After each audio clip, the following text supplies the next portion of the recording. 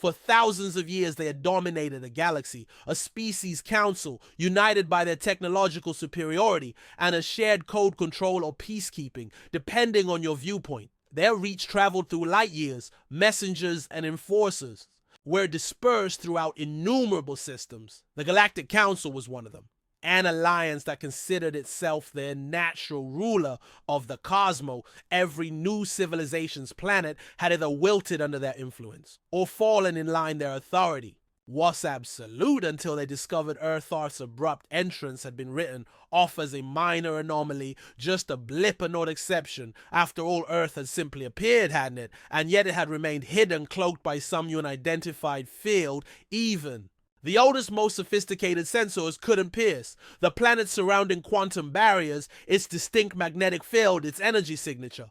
Everything about Earth resisted categorization. Nobody could have predicted these defenses. They were extraordinary. The Council took note to avoid confusion. They opted for diplomacy. They sent their best communicator shopping to open dialogue with this newly uncovered civilization. It was a delicate mission, high stakes, but when the Council had mastered across countless worlds, Earth, however, did not respond the way they expected. Humanity lacked the tools to decode most Council transmissions when messages were received. The replies were hesitant, cryptic, and then silence. So the Council escalated more messages, more pressure, until finally a reply came. One sentence to most species. It sounded like a technical error to the Council. It sounded like defiance. The diplomats were divided. The Empire was not the most violent faction on the Council, saw Earth's silence as rebellion, a refusal of authority, unforgivable. The Empire demanded invasion, its supporters eager to seize new assets and eliminate the threat. A final warning was sent. Earth was told to submit, become a protectorate, accept peace, protection, and prosperity, or be annihilated. No. Reply came. The message drifted through the ether like a ghost from a dying era to the Empire. That was enough. Earth had sealed its fate. A massive fleet was assembled, tearing capable weapons, dozens of starships. They positioned themselves in orbit, an overwhelming show of force. Surely Earth would understand now. Surely they'd surrender after all this had worked every time before.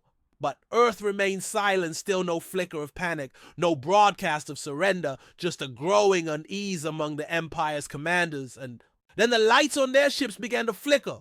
Targeting sensors failed. Communications became erratic. Captains were stunned. This wasn't interference they were being jammed from. Earth self-scans showed strange energy fields, webs made of invisible fibers, defenses. Unlike anything the Empire had ever encountered, Earth's defense protocol was beginning to activate, and at its core was Valhalla, not a weapon. In the traditional sense, not even a central AI. Valhalla was everywhere at a centralized intelligence interwoven with Earth's entire communication on defense grid, from observation towers to satellites. It was watching, learning, waiting, and then it began. No missiles, no laser cannons, just waves of electromagnetic interference, carefully calibrated to disrupt Empire tech suddenly. Navigational systems went dark, target locks vanished, fleets drifted off, course orders became confused and contradictory.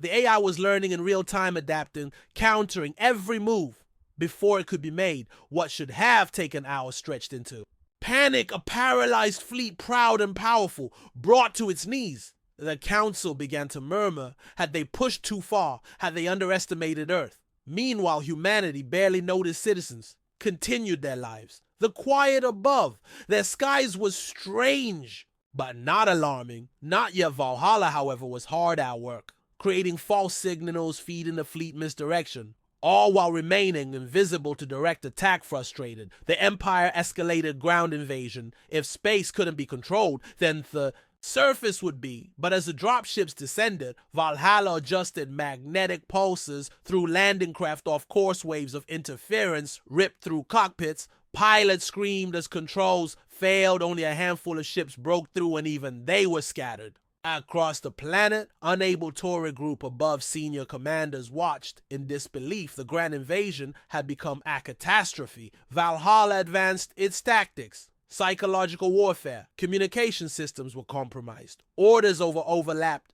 contradicted. Some soldiers heard voice telling them to retreat.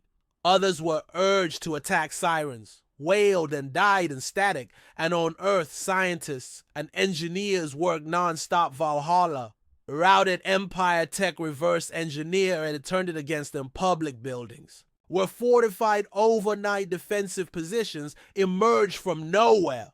The AI wasn't just defending it, was weaponizing the invaders' own strength. From orbit, the Council watched their best fleet crumbling their assumptions. Shattered Earth hadn't just survived. An invasion. It had anticipated it, even as the Empire tried to assert regional control. They faced resistance like never before. Guerrilla warfare, coordinated counterattacks. It was as if the land itself fought back the people of Earth. Adapted quickly, fiercely. Effectively, the Empire's commanders now faced a choice pride or survival. What began as a symbolic conquest had become a slow, humiliating defeat. Every plan failed, every tactic unraveled, and above it all Valhalla watched, analyzed, dismantled the Empire. Once feared across galaxies, now outwitted by one planet, one species. One defiant, silent, invisible force that refused to kneel, rejected as being as unimportant as Earth's the Empire's fortifications. Titan confidence gave way to terror after hearing about whole divisions being attacked and disappearing into odd LEDs or electromagnetic fogs, into traps that caused them to become immobile. Panic echoed in soldiers who were noticed to losing tales of an invisible force whispered from unit to unit. The more they directed Earth's defenses, the more they struggled as the weight of Earth's quiet strategic opposition became increasingly apparent. When the Skandé came to a close, the Empire's invasion fleet broke apart. The Council's resources were nearly exhausted. Observing every second was no longer possible. They could no longer reject the reality that Earth on its own had methodically destroyed the invasion thing, only planning and an unwavering will the troops of the Empire had encountered. A quiet protection that went well beyond their comprehension. The Council began to wonder if they had made a grave error, underestimating this concealed authority.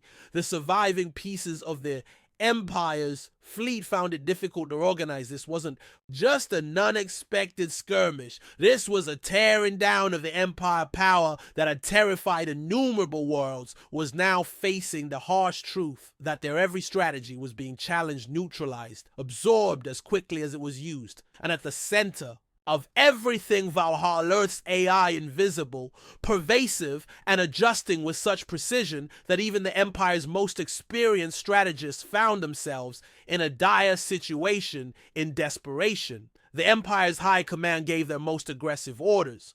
They would launch both ground and orbital missions combined into one final focused strike.